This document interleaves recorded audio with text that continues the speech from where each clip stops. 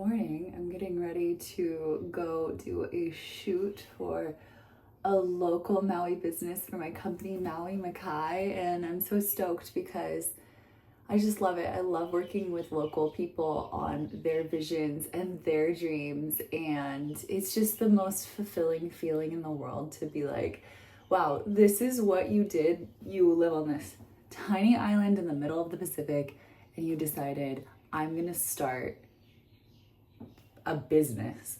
Like, talk about defying limiting beliefs, which I think is something so many of us struggle to do, even if we have abundant resources. Like, I've been lucky, I've had a lot of privilege in my life, but that doesn't mean that my brain just believed that I could do it. Like, you'll see people who have it all, like, take it and do nothing. And like, maybe that's the path for them, but maybe they also are just getting in their own way. And I just think it's so awesome, and why I feel so passionate is like, I already feel so passionate about Maui. It just has been my greatest inspiration my entire life growing up part-time here. But then also that there are people, like I said, that have just been so brave to follow their dreams here when they're far away from like any industry and all of the rigmarole and like hustle and bustle, and like they still were like, I want to make my life happen here. I don't need to leave. I don't need to contort.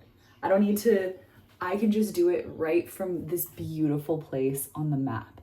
And dude, I freaking love that so much. It just makes me feel so excited for them. And I'd be happy if, you know, people chase their dreams anywhere, but this really, really, really just like hypes me the fuck up. And so I love what I do. That's why I started this digital magazine just a year ago. And it's already going so well. Like, I just feel so grateful for the success, but it's so easy for me to be a cheerleader for people living their dreams and share their story, because I love sharing story anyway.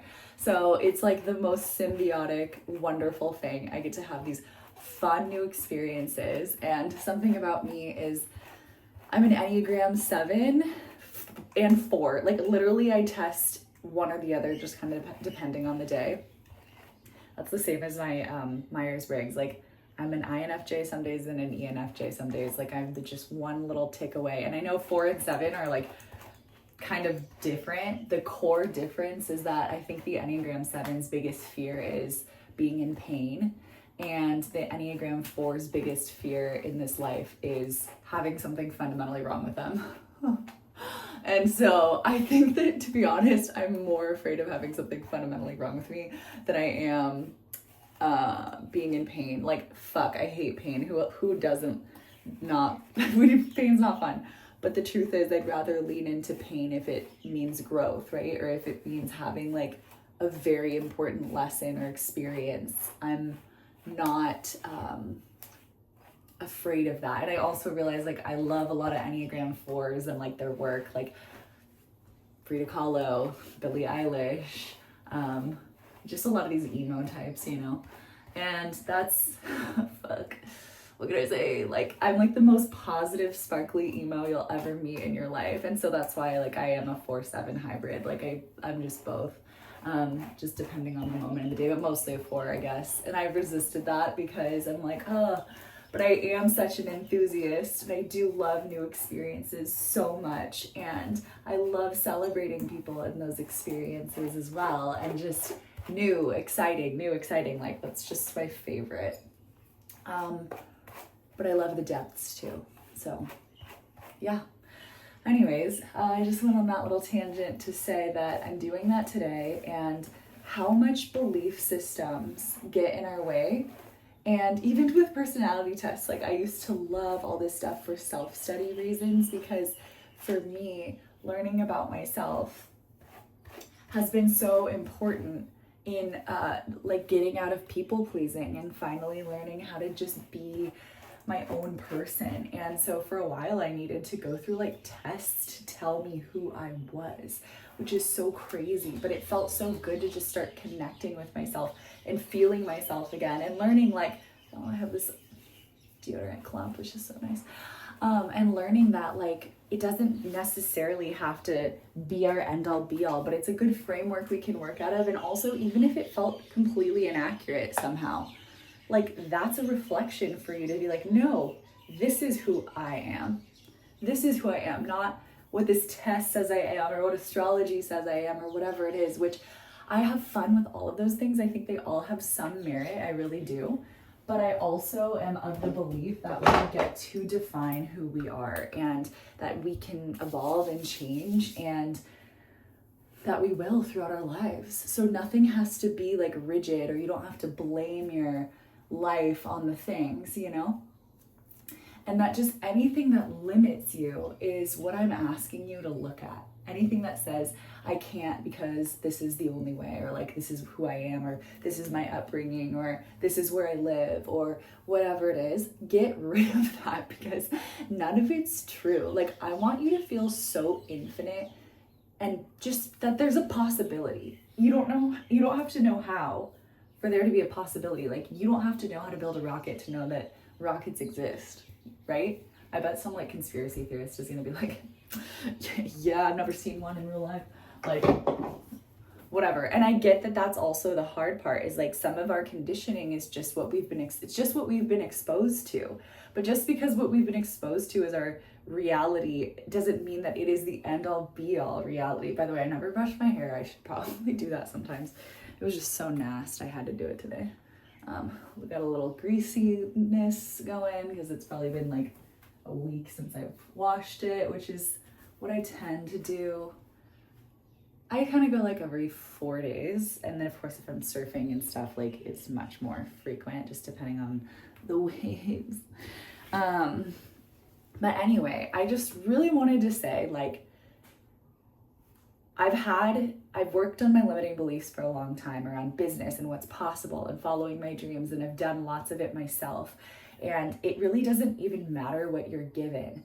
Yeah, it can be a good baseline to feel like, oh, well, I do have a safety net or a security system or whatever behind all of this. But the truth is, like, the security net and safety system, the one that it prevails above every single thing you could possibly have, a trust fund, a sugar daddy, a sugar mama, a freaking whatever the fuck, like you won the lotto, you worked super hard and you have so much in savings, doesn't matter. The most important thing in the way that you're going to receive the most in this life is by choosing the path that's authentic to you, by choosing what you actually want. Because that's the path that's so magnetic. You're like, ugh, I just want to do that so bad because you're meant to. Because you're meant to be, like literally all spirit hands are like pulling you to that direction because they're like, we got you, we got you, we got you, we got you. Look at us. We literally have like, you're gonna crowd surf. You're gonna crowd surf. Like, we've got you. And you're like, I don't believe it. Like, it's literally a trust fall. I get it. I literally know that it feels invisible. But even asking for signs, like, show me that I'm supported. Show me that if I take this leap of faith, I'll be supported. Show me that if I start the jewelry line I've always wanted to start, I will be supported. Show me that if I move to Costa Rica, I'll be supported. Show me that, like, show me. And you can have little glimmers start to appear.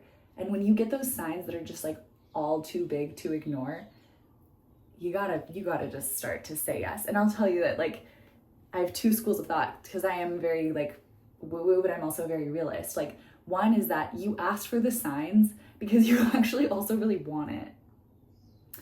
And if you're on that cross, you're like, no, I really don't know. Okay, fine. Maybe that's the case. There are cases like that. But if you're seeing them and you're like, you're looking for them too. Like, you're looking for that validation. So you're going to see it. So just, you already like, you've done all this back end work to try to see it. Just start to see it, you know, especially for the things you do want, the things you don't want and you're asking for signs around kind of thing.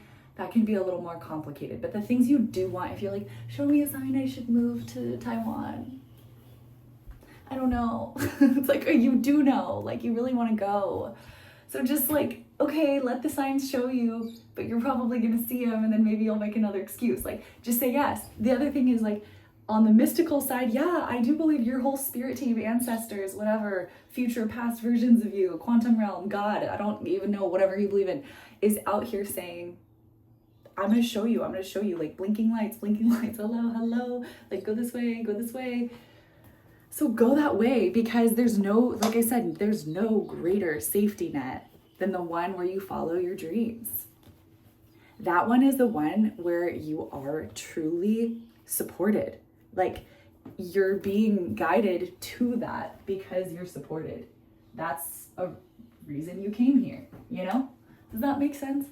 So, yeah, get rid of all the things that say, I needed this, I should have this, I need more security, I need, like, do what you gotta do to tend to your human, because your human is like the part that's gonna thrash a little bit. Your spirit's like all good. Your spirit knows that no matter what happens to you, it's gonna be fine. It's infinite, it's cosmic, it's cool.